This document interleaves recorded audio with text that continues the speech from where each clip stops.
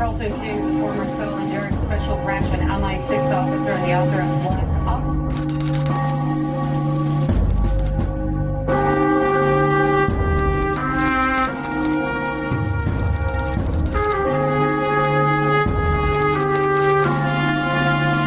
I was undercover for Special Branch in a jihadi organisation.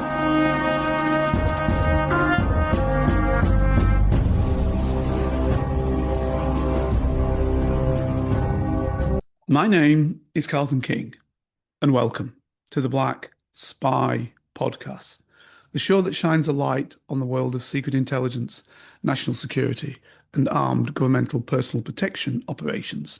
But actually, as regular listeners will know, what we really do is we look into the world of geopolitics in all its nuances, ramifications, etc., etc. And I say we because often we work together with my good friends in the thruple. Today I've only got a duple, so I've got Fergus back after quite some time. So we're going to work on a story which Fergs has found interesting with her media background, and I find interesting just because of what I tend to call, and I may well be wrong in this case, but I tend to call the infantilization of our young adults, our young people. And so therefore, it's a story which I think Fergus is going to kind of lead on because it's really tied to the media in many ways, because it's about social media. And it's about whether, well, I believe it is, government's plan to prevent under 16-year-olds obtaining social media. Fergs, take it away, kiddo. Hey, great to be back. I haven't, I have no excuses really, life and challenges and etc. etc. Very glad to be here. Extremely ironically, for those who actually consume social media, my children's cat decided to have kittens. So really, I should be using my time productively to be making TikTok videos of cats of Instagram, making cat memes, posting cat videos, securing hundreds of followers and making my cats into influencers. And then doom scrolling through 8 miles of pages, getting, algorithms understanding that I've got cats selling me cat food, then maybe I'm going to get invited into some sort of group where we all talk about our kittens. And, then maybe a troll will infiltrate the kitten group, suddenly start, providing us with kitten abuse. Maybe, an undesirable might infiltrate that group. Maybe there'll be somebody in that group who doesn't actually have kittens at all, but they're just in that group. So this is the landscape, isn't it? This is the conundrum. So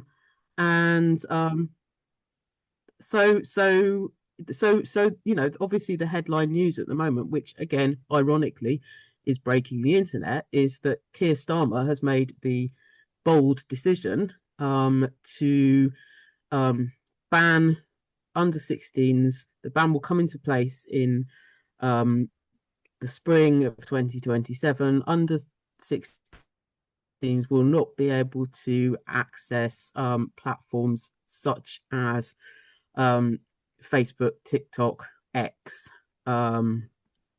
Snapchat, etc., etc. I imagine there will probably be more added to that list by the time we get to next May.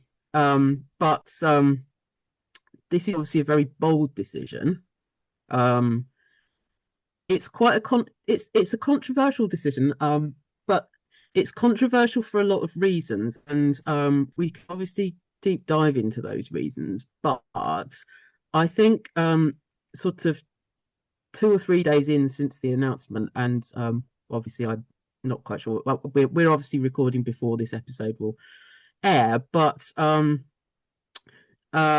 I think the general consensus at the moment, from all sides of the media and from all the camps that uh people seem to have split into, it is twofold. Firstly, it would seem that there isn't anybody who doesn't have an opinion about this. And secondly, when you take the when you take all the parts of all the different opinions and you put them together, the sort of outcome isn't as clear as this is the right decision to make. This is a decision. This is a very bold decision. Has he thought it through? Right, I need to come back to you on one thing, and then you can continue. The one thing that I'm coming back on you on, you've said now 3 times bold. Is it bold, or is it a political perspective which the Prime Minister believes, a la boarding a so-called Russian shadow ship in the international waters, which we tend to call the English Channel? And unfortunately, some of us think that it means that it's our waters, when actually it's international waters, by a unit of the Royal Marines. Is it something that he's using to take people's mind away from the fact that he is perceived as feckless and perceived as somebody who makes no decisions? So is it the fact that this isn't going to cost him anything in his mind, and that, it isn't as dangerous, I would even go further, say outright dangerous, as boarding a Russian shadow fleet ship, which, if we don't watch it at some stage, is going to end up with us being involved in a war? So what I'm saying is it's an easy route. I don't see it as bold. Please tell me why you do, Fergs. Okay. Well, a lot of media have likened this to Keir Starmer's legacy. Okay. This is what he'll be famous for. It's funny. I was joking with a friend about you know, Mrs. Thatcher, the milk snatcher. And are the teens going to be saying, Starmer stole my Minecraft llama? If that resonates for anyone that plays Minecraft. But the point is, who okay, let's just circle back just in terms of the historical context of this. So Australia's already done this. Starmer's obviously announced it this week. Macron's saying, the rest of Europe should follow. There's however, so he didn't invent this. He's not the first to do this. However, when I use the word bold, I am looking at this in terms of who is he trying to, I completely understand what you're saying about a deflection tactic, but let's just think about who is he trying to impress? Who is he trying to get on side? Is it the parents? Is it the charities? Is it the, lobbyists? Is it, if it's the voters, well, let's just think about the fact that that there's a new generation of voters that are, that turn 16 at any given time, whether that's either side of the ban. We can explore that in a minute. Is it the media? Or is he quite simply using this as a vanity exercise because he wants to be known for something? If that's a question to me, I'm sure he's focus grouped it, because unfortunately that's all they ever do these days is focus group it. And I'm sure that all of the bodies that you mentioned originally, parents, etc., I'm sure that he probably got the vast majority in his focus group saying good idea because they don't think it through right in the beginning. The only one that I would perceive where he might have a negative is with the actual media companies themselves. But because, of course, there's this thing about let's hammer these wealthy American, so they're not British as he's perceiving it. Let's hammer these wealthy American billionaires. That feeds well into most people. And so therefore it makes a suggestion that Starmer's willing to take them on, when the reality is that they'll just bypass him anyway, because, you know, the United Kingdom isn't a big enough market for them necessarily to be overly fearful of. And you can argue that went the same for Australia. Now, don't get me wrong, if it now blossoms and blooms into everybody doing it, then it becomes a problem for these big companies. But I suggest that this will only be half of the process. It won't go all the full way. And then there's the other aspect of policing it. So to me, I ask the big question. And the big question is, which you kind of put in the sense, is who is he battling with and what is the consequence for him in terms of votes?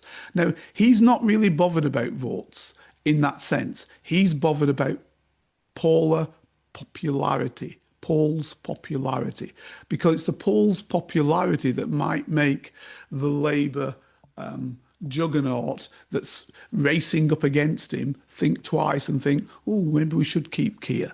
I doubt it, but maybe that's what he thinks might happen, because it's too late for voting, because what vote is there going to be but a general election in 2-3 years' time? He's been hammered in what we would call our midterms for the Americans listening.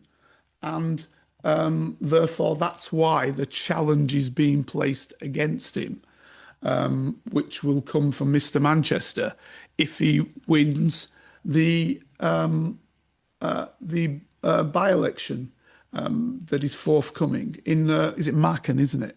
So if he wins that. So I think his point now is, yes, I think there's a good point you made about vanity, but I also think that he thinks he might just be sidestepping Mr. Marken, Mr. Manchester. If he doesn't make it, if he doesn't win that, then I think what will happen is that I think what will happen is I think that frankly the Prime Minister hopes, and I do mean hopes that he can wrest power away from all those that are presently got the knives ready to Brutus, ready to stab him both in the front and the back. I mean, what do you think on that, Fergus? Okay, so just circling back to a couple of things that you mentioned. So first of all, when you said when you raised the point about focus groups, well, actually, one of the things that's come out in the news agenda this week is that the government, they, in terms of being seen to be fair and balanced, in order to make the decision, they did actually give the public an opportunity to go onto the government website and sort of vote online. I mean, again, you hear the irony in all of this, don't you? Right? But go online and vote and share their voices and talk about whether or not they would support the ban.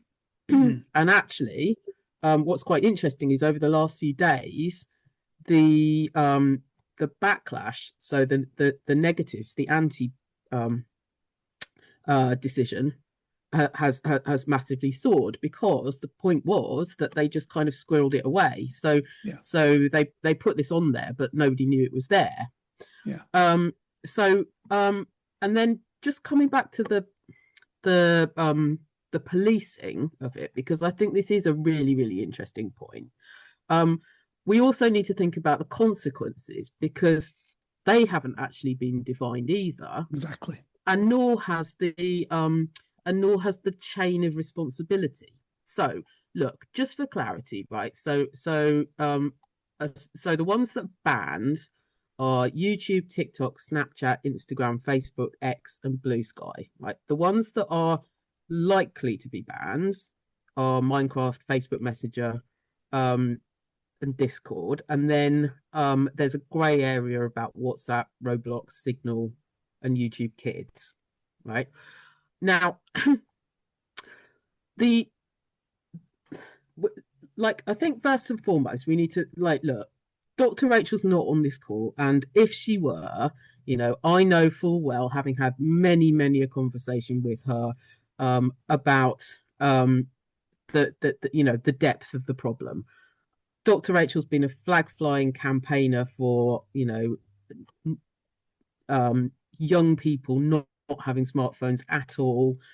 She talks about the impact on brain development, which is fascinating. And then obviously, we know about the risk factors, whether those are, algorithms, whether those are sort of being connected with communities that may have a negative influence, a dangerous influence, and the lack of policing on the internet full stop, right? But it does beg the question, doesn't it? Because if a child under 16 watches a YouTube video, but they watch it on their parents' phone, because their parents left their phone lying around, and or they give it to them. The children are able to access it, right? Or they give it to them. Or they give it to them, or the kids screaming in Tesco's, and they go, "Look, here you go, have my phone." But who's at fault? Is it the child for accessing a platform that they know that they are prohibited from? Is it the parent for allowing them access to the device, or is it the platform for having content that is explicit to a child under 16 or considered to be? Do you see what I mean? So that's how I'm trying to frame the question. And I think actually that everybody has a slightly different opinion, and potentially listeners, I hope it's food for thought for listeners. But then the fourth question in that is, well, who polices it?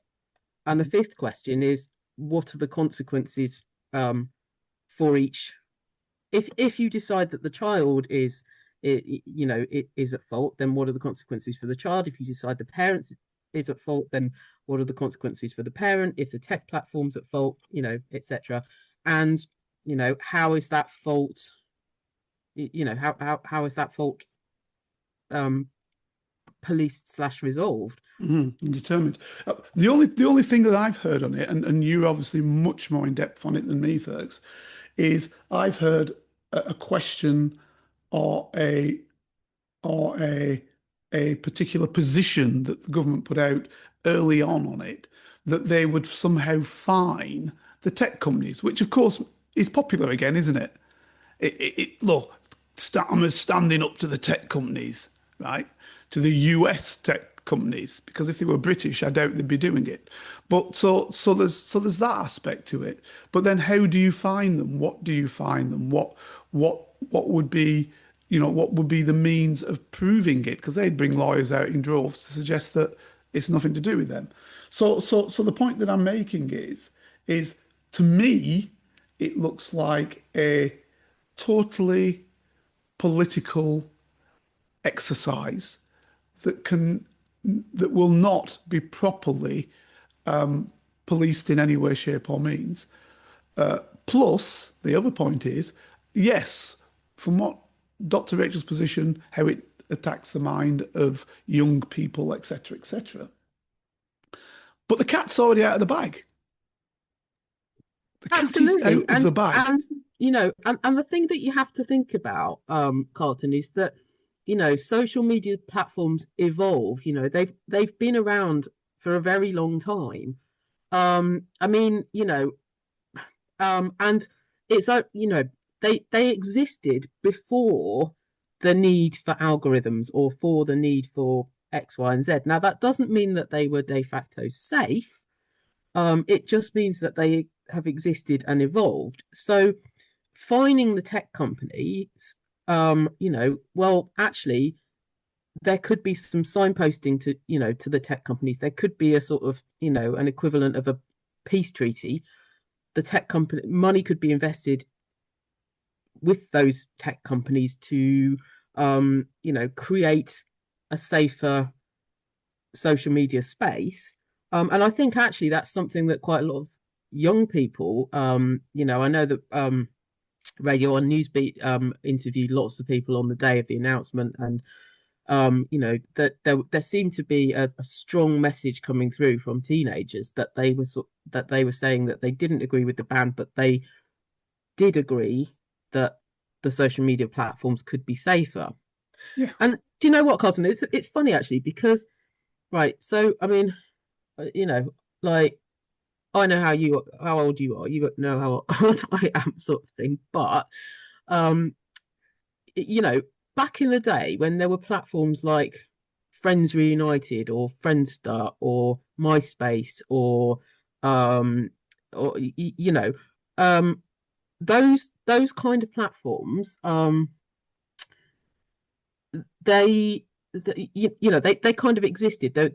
You could still connect with someone, they could still be undesirables trying to chat to you on all of those. And then it kind of moved into things like MSN Messenger or BBM chat or something like that, right? But there was a little bit of a consensus with those early social platforms, whereby the required age was 13. Now that wasn't for any sort of maturity judgment. It was quite simply because the US data collection laws at the time said that you cannot collect personal data from a child without parental consent. So they made it 13 for the sake of it. But interestingly, when Facebook first launched, it launched as something that's only American university students who had a .edu email address could use. So the prototype of Facebook was like, you could, if you would essentially meant that you'd have to be a student, right? So like a university student. So you would be 18 plus because your email address depended on it, right? But do you remember Second Life? I don't remember Second Life, no. So Second Life was like this sort of I mean, it was basically it was like a precursor to Minecraft, I suppose. It was like you went into this virtual world and you engaged with virtual things that other people had virtually built. And Second Life, gosh, so it was launched in 2003. So that would mean that a child born when Second Life was launched would be 23 now. But they did actually fly the flag for being quite responsible in terms of understanding what they were doing and understanding the communities that might be using the space. So they created a Second Life iteration that you had to be over 18 to access, right? So, virtual nightclubs, virtual bars, virtual, whatever. And then they created one for younger people, and then the funny part of this story is that they actually dropped the age ban because what they realized was that they were expecting that it would be, cool kids that were going on there trying to, experiment and build themselves a dragon world or something like that. But actually, it was like 40-something businessmen that were just using it to have virtual conferences in cyberspace, right? So they kind of dropped the age ban. But I think what is quite interesting, so there's this line that's sort of come out in the press this week that's like a sort of one of those government strap lines where it's where they kind of say we're giving children back their childhood by virtue of this ban, right? So but yet so that alone, in terms of if you just think about that as a philosophical statement, or just as a sweeping statement, full stop, you know. Mm. When we joke about the chocolate bicky era, you know, well, they're not really giving children back that, are they? Because that doesn't exist. And more importantly, And what was that particularly very good? or safe, you Or know. safe or anything else? Absolutely. Absolutely. And then so you know, if on the one hand they're saying, oh brilliant, you know, let's let all the kids go out and play in the playground again, or let's let the kids go out on their bikes and etc. Well, you know, the playgrounds are non-existent. The you know the kids, you know, is it really safe for them to be going out on their bikes, you know? And actually, and sorry for just jumping in, because there's another angle which they talk about. Let's give them back their childhood. So you're actually quite a deal younger than I. So if you go back to my era and you look at school leavenship, now some of the people that I talk to are a good 10 years older than me.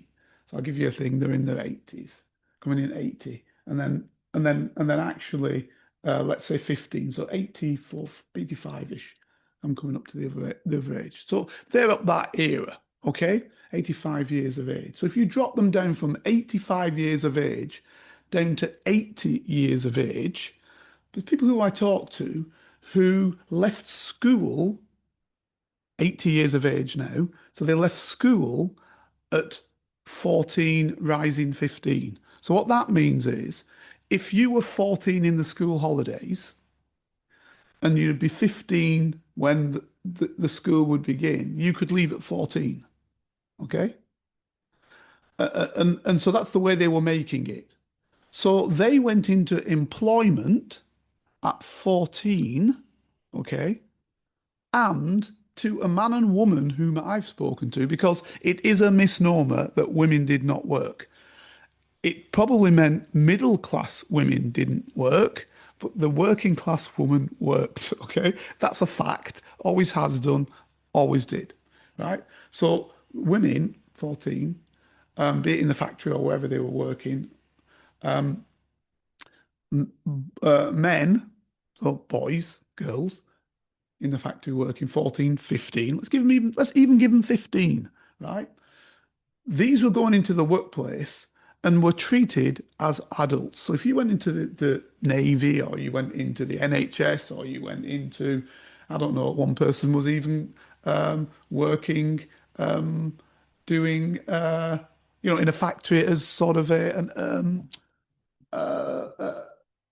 what do they call it in those days? Like a stenographer. They had a lot of roles where women do a lot of typing, and in factories they did it. And then obviously in bigger working areas, they had a whole load of women who were typing. Generally, it was women, young girls typing. A typing pool, Carlton. Typing pool. That's the word I was looking for. Well done. You see, you're on top of it. You got me. A typing pool. Massive numbers of individuals working in typing pools and stuff like that. And they were young and they were brought in, and then they worked their way through, and then they became the hierarchy of the typing pool.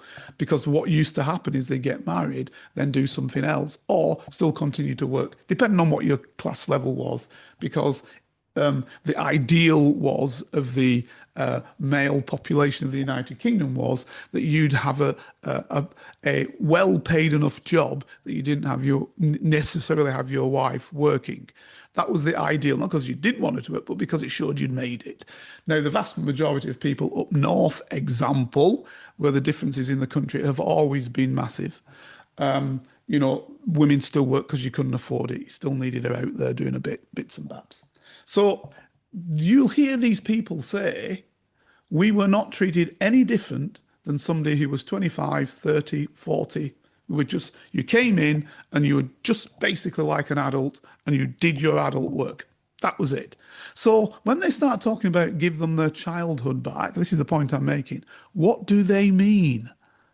Yeah, well, it's funny because it's funny actually, because it's funny that we're trying to put a timeline on this, because Starmer said that teenagers in the 70s when he was growing up were better off than today's teenagers, et cetera, et cetera. But I like, okay, so there's one 70s Starmer? No. Yeah. No. He's growing up. Will be 80, surely. He's not 70s. maybe looking at people. This is what he said in the statement, right? Because what is he? First, you'll know this because you're top on all this stuff. What's his age? He's 60 maybe, is he? About that. Yeah, well, yeah, I guess so. I mean, I'd say anyway. The point I'm trying to make isn't necessarily his age or his age bracket, right? But what an interesting story. An interesting angle on all of this that actually a lot of young people have been making themselves. And so the reason why I'm linking this to the 70s is just because it was obviously a peak sort of music time. It was a peak time for bands, right? So if you think about, oh well, what were the teenagers doing in the 1970s? Well, they were in someone's garage trying to be your band, trying to whatever. And so one of the arguments that a lot of young people are saying it is that you're restricting a generation of content creators or music creators or art creators or young people like Greta Thunberg who wants to be a cultural disruptor. Yeah. Access to platforms that what they're actually doing. And so if you look at something like look, the wonderful late Jamal Edwards MBE, who was a very good friend. But if you look at what he did with SBTV, and all the artists, all the big name artists like Stormzy and Ed Sheeran, that etc., that all that whose career they owe their careers to, this 14-year-old with a video camera and a social media platform, and as I say, he got an MBE for it. Or look at Marcus Rashford. Look at his, the school meals campaign. The point you're making is superb, but the point that the Prime Minister's making is flawed. So, and I'm just coming in there right now because Stan was born in 62, so I've just looked it up, right? 1962. So in 72, he's only 10, right? So he's 10 in 72. So what's he doing when he's 10 that he exactly. Thought was so basically by 1980 he becomes 18, right? Doesn't he? 10. No, not even then. Do you know what? I know this fact because he plays something random, doesn't he? He plays like the clarinet. He was at band practice. He was at band camp. So the point I'm making with this guy is, again, he's not being straight. His time is not 70s. His time's really 80s, right? And the point that I make with that is he's looking at others maybe in the 70s who were doing things, which were your punk people. And yes, you could go to look at Jamal later on and others, but there's always been young people who do young things regardless of what equipment that you have. They just use the equipment available to them. I was about in the 70s making music, DJing in the 70s. So I know what the 70s is about, which is why I questioned the Prime Minister. And basically, you would have been working or at school and working, and the necessity of actually making money is why you did other things as well. So, for me, DJing, it made you money in addition to you being at school or working. Do you see what I'm saying? So it was because there was an adult perspective to it. Because, originally we were looking at children and young persons. So a child was up to 13, yeah?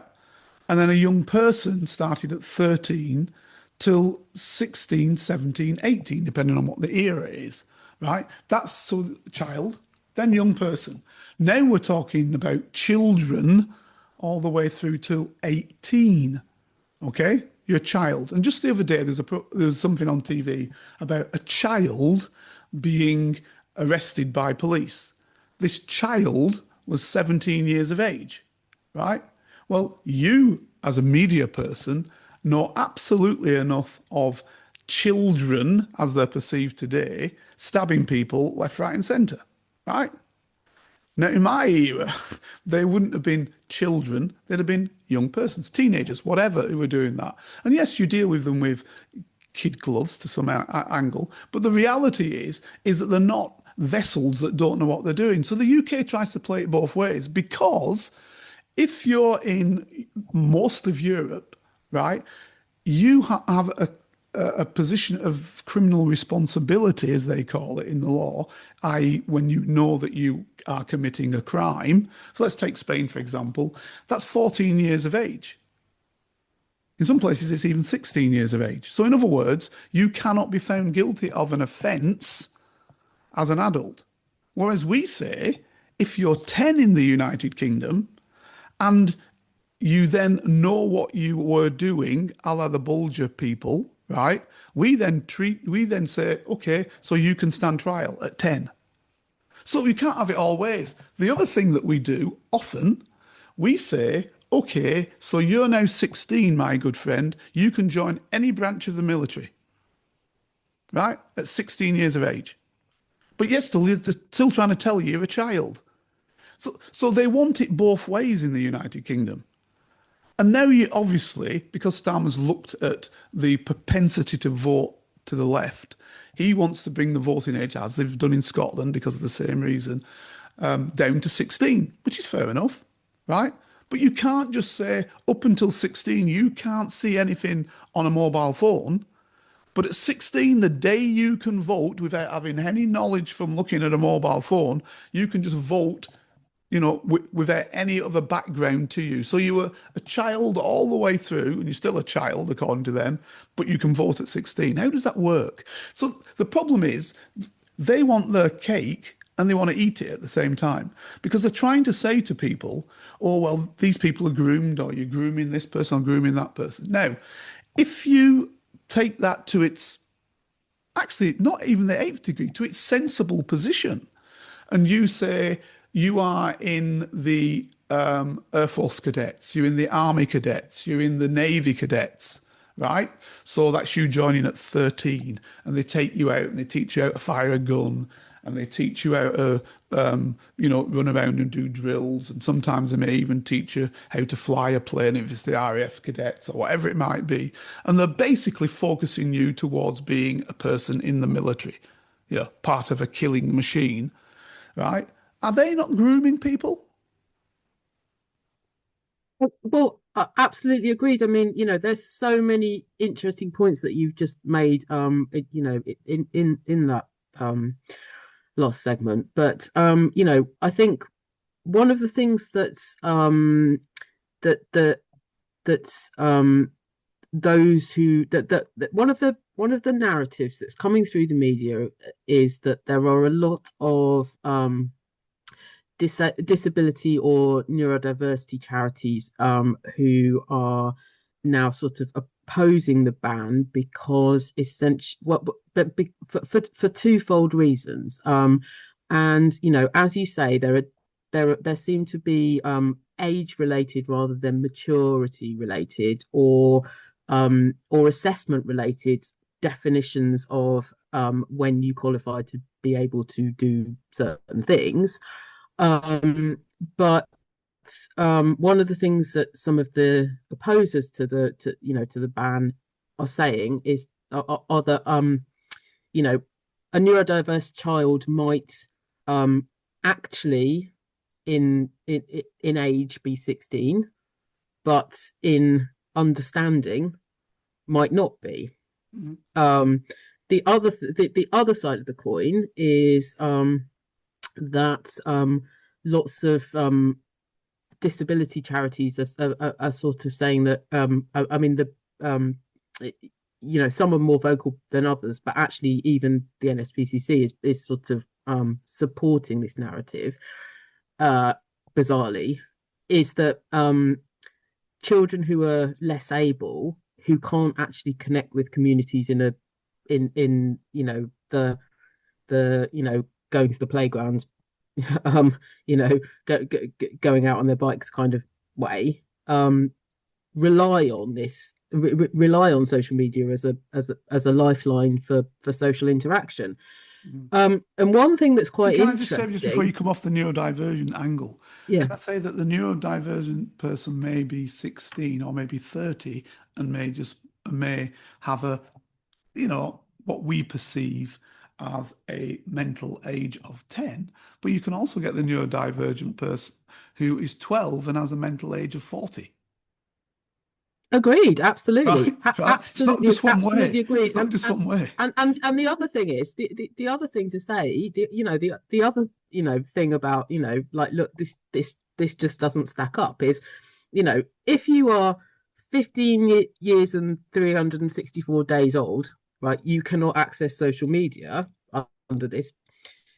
If you are 16 years and 1 day, you are considered. So if you are considered, if it's considered to be a risk to you at 15 years and 364 days, but not at 16 years and 1 day, then how is it safe? Like, then are we assuming that you become an adult like overnight? I mean, look. Okay, for example, you are able to drive in the UK at the age of 17, but you have to prove that you can. They don't just give you a driving license at the age of 17, right? But then, as you say, there are certain things that you are able to do at certain milestone ages. But just one of the things that I just wanted to say, before we unpick that, is so Australia has obviously has trialed it. Well, Australia brought this policy in 6 months ago. So just going back to the, what are we expecting the children to do instead, and this sort of utopian idea that they'll just go out and play in the fields and blah blah blah.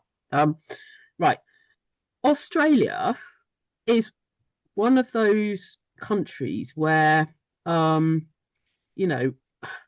it's, I mean, like, look, to state the obvious, it's massive, but I think but there's a huge sort of disconnection in terms of transport links, and in terms of sort of I mean, there are generations of within Australia where travel's not a focus, culture's not necessarily a focus, like cultural diversity is not necessarily a focus. I mean, I'm not being in any way offensive or generic, but the geography of Australia means that if you live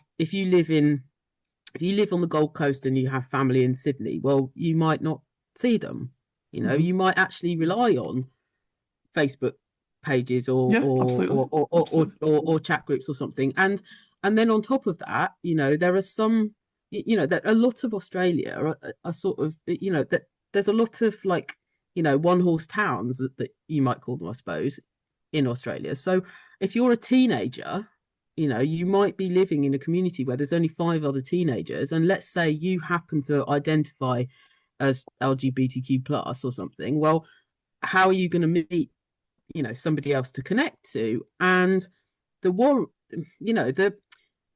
interesting philosophical line of concern might be, have social communities, helped teenagers become more culturally aware, more culturally accepting, more worldly, because they can connect with, because they can see what other what other global has it helped them become global citizens?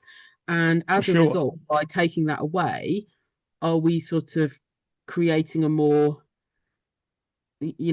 isolated or nationalistic, globally nationalistic sense of cultural identity? Does that make sense? Yeah, absolutely. And of course, like any invention, like any system, you can use it for good or you can use it for evil. You can create a nationalist, and I'm talking a negative nationalist perspective, an understanding with like individuals, utilizing social media. Of course you can. But you can also create, as you've said, a position whereby you become more globalist in your outlook. And I mean it in the sense of united with other peoples and have an understanding about how other peoples work, an understanding about how systems work, and maybe be more challenging towards the powers that be. I give you an example on that. There was just yesterday, our Supreme Court has come up with a decision that says that has overturned the decision of a lower court that overturned the previous position from government that basically said that Palestine Action is a terrorist organization. Okay? The secondary court overturned that position from government, and now our Supreme Court has just overturned it and brought it back to the government's position yesterday. Right. Now, the use that, in the summing up, basically the Supreme Court Justice, I've forgotten her name, she utilised a comparative position to benchmark terrorism. Okay? So she said that an organization such as Palestine Action, and this was my bread and butter, this is what I spent, most of my years, practically all of them actually, in the service of the Crown, be it in the police or in the Secret Intelligence Service, but definitely more in countering subversion and countering extremism and countering terrorism. Yeah, most of that in the special branch was exactly on this bread and butter. And what she said was that Palestine Action is a terrorist organization because they didn't take any account of what their actions might do. And yes, they went out to commit property damage, a criminal damage as it is, but they were never really concerned whether that would then cause damage to individuals. And the reasons for them doing it were political, and the reasons for them doing it were to were to put fear into individuals, type of thing. If you look at the definition of terrorism, it's fear. It's basically putting fear into people for political means. Okay. Now, there's other definitions, though, definitions sort of subversion example, that talks about it being a way to overthrow parliamentary democracy by non-parliamentary means. And it goes on and says, be that industrial, political, blah, blah, blah, blah, blah. So it goes on. I'm not going to go through the definition of subversion because most people have never even heard of it. But the point is that that's, the bread and butter that we were working to. But then she went on to make this benchmark. And this is the point that I'm going to make to you. She said, example, these are her words, the suffragettes, right? They carried out political action to change a situation, to have, universal rights to vote, blah, blah, blah, blah, blah. Okay? And I thought straight away, Supreme Court Justice, you do not know what you're talking about. Okay? Absolutely. The suffragettes carried out arson attacks. The suffragettes carried out bombing campaigns. The suffragettes attacked various buildings. They even tried to attack the Prime Minister with a letter bomb, etc. Right? So the suffragettes, particularly, I think the organisation was the WPS, some of the women's. There was a section within that was quite extreme within, well, not quite, very extreme, within the suffragette movement. Right? And the other thing is, what she was suggesting was this was for the universal right of everybody to vote. Well, the reality is that, frankly, only about a third of men could vote. And the suffragette movement, right, basically was a movement for the right to vote in line with men's rights to vote, which was only for the third, i.e. for the middle classes and property owning classes, because there's property aspects to it, right? So that's what she was suggesting. So what I'm saying is it's a very dangerous situation when you get a co-opted view of history, right?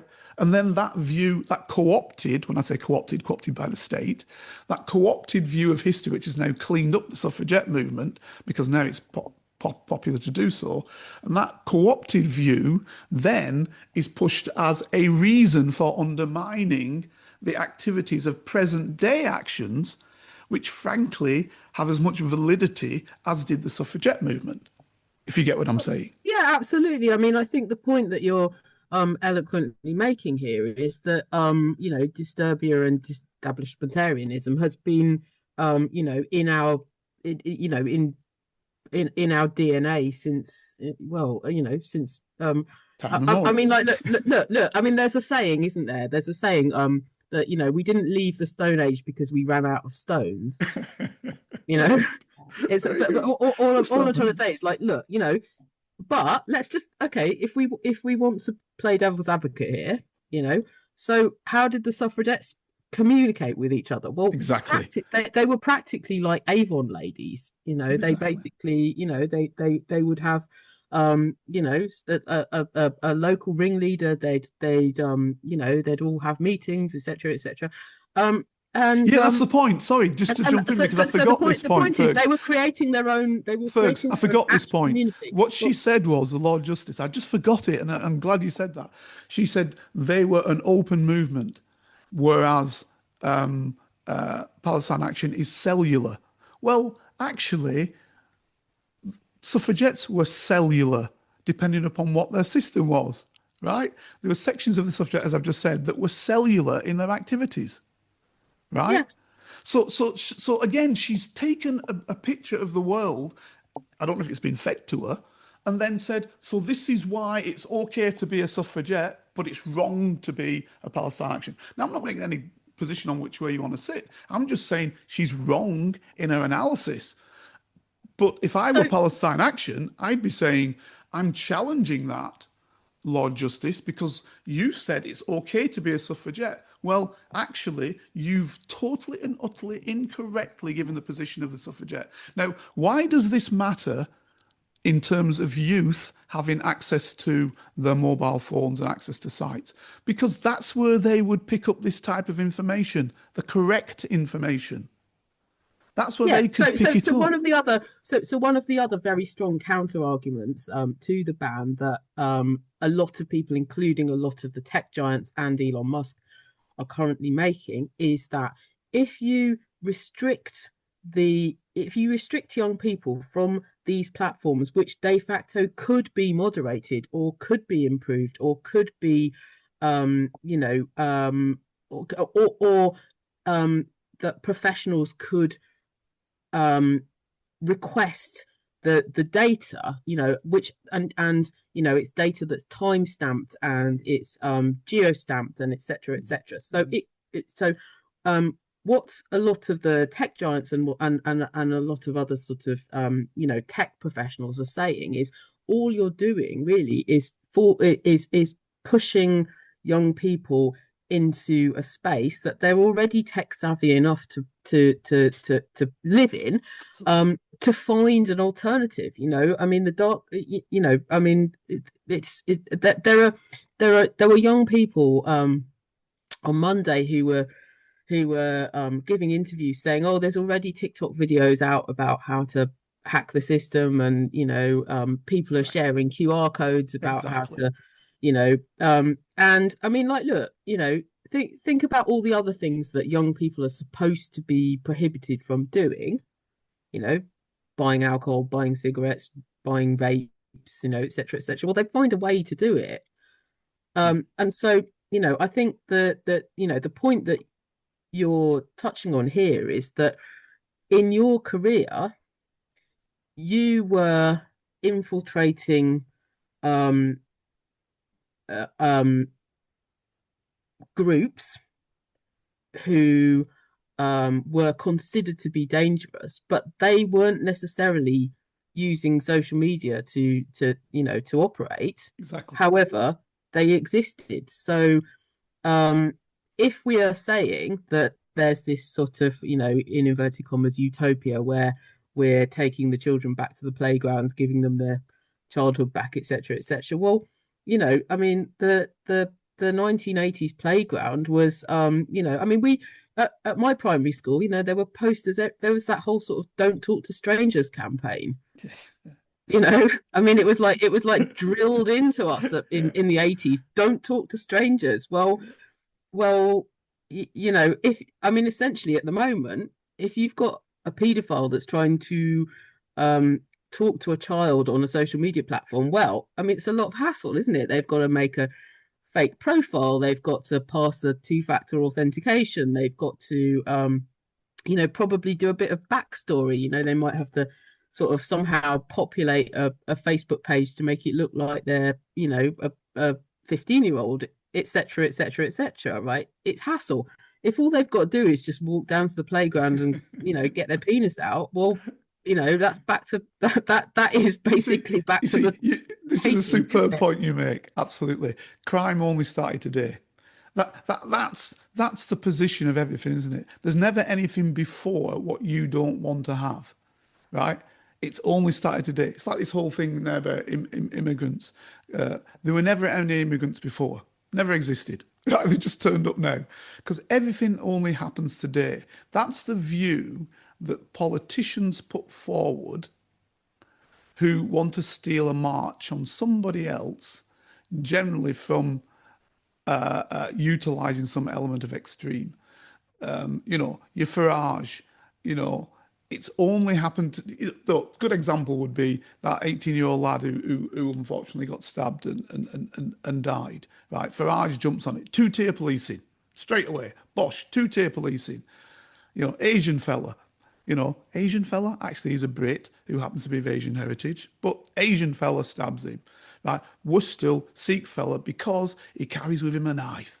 Well, actually, it's not his Kurdish, it's not his Sikh knife. It was just a normal knife. Right? But then when you look at it and you look at the stats, how many people are stabbed with a kirpan? Frankly, you'll find practically nobody ever in the last 50 years that it's been allowed. So you see, it only ever happens from today, because if they go back, there's always a problem. This is the same with this social media nonsense.